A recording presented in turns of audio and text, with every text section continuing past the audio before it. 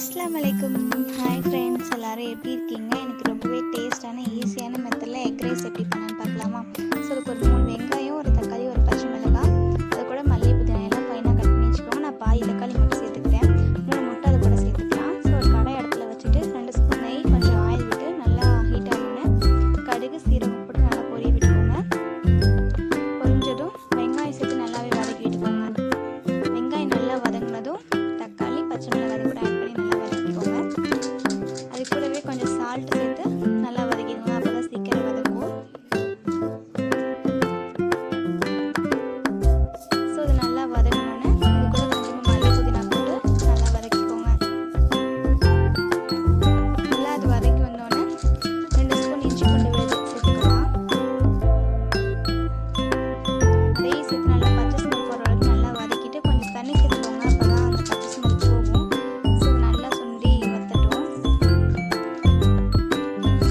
லைட்டாக வத்தி வந்ததுக்கப்புறம் அது கூட மஞ்சள்தூள், 1 ஸ்பூன் மிளகாய்த்தூள், 1 ஸ்பூன் கரம் மசாலா, 1 ஸ்பூன் சீரகத்தூள், 1/4 டீஸ்பூன் மிளகுத்தூள் சேர்த்து நல்லாவே வதக்கி விட்டுக்கோங்க.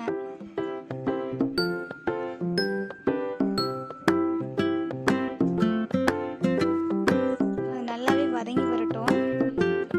நல்லா வதங்கினதுக்கப்புறம் அது ஓரமாக ஒரு சைடு வச்சுட்டு கொஞ்சமாக திரும்ப அதே இதில் ஆயில் ஊற்றிட்டு 3 முட்டை வச்சுருந்தோம் இல்லையா? ஸோ அதை ஒன்று ஒன்றா உடச்சி ஊற்றி நான் கிண்டினது போல் நல்லாவே ஹை ஃப்ளேம்லேயே மீடியம் ஃப்ளேம்லேயே மாற்றி மாற்றி வச்சு நல்லா கிண்டிக்கோங்க. ஸோ நல்லா கிண்டிட்டிங்கன்னா இந்த கன்சிஸ்டன்சி வந்துடும். ஸோ நான் சால்ட்டு கொஞ்சம் கம்மியாக இருந்ததால கொஞ்சம் சேர்த்துக்கிட்டேன். ஸோ நீங்கள் பார்த்து சேர்த்துக்கோங்க. ஸோ நல்லாவே கொஞ்சம் கிண்டிக்கோங்க. இதுக்கப்புறம் இது கூட ரைஸ் சேர்த்துக்கலாம். ஸோ நான் ஒரு 3 பேர் சாப்பிட்ற அளவு சேர்த்துருக்கேன். இது கூட கொஞ்சம் இன்க்ரீடியன்ட் சேர்த்துக்கோங்க. ஸோ நல்லாவே சேர்த்து வதக்கி விடுங்க. இல்லை மீடியம் ஃப்ளேம்லேயே வச்சு ஃபைன் டச்சாக அது கூட கொஞ்சமாக கரம் மசாலாவும் மல்லி புதினா சேர்த்து 1 ஸ்பூன் நெய் சேர்த்து நல்லாவே கிளறி கொடுத்துக்கோங்க. ஸோ அவ்வளோதான், ரொம்பவே டேஸ்டான ஈஸியான முட்டை சோறு ரெடி ஆயிடுச்சு. ஸோ இது எங்கள் ஸ்கூல் டைமில் எல்லாருக்கும் ரொம்பவே ஃபேவரட்டான ஒரு டிஷ். எங்கள் அம்மா செம்மையாக செய்வாங்க. ஸோ என்னதான் நம்ம பண்ணாலும் அம்மா செய்கிற டேஸ்ட் வராது. ஸோ ரொம்பவே சூப்பராக இருக்கும். குழந்தைங்களுக்கு ரொம்பவே பிடிக்கும்.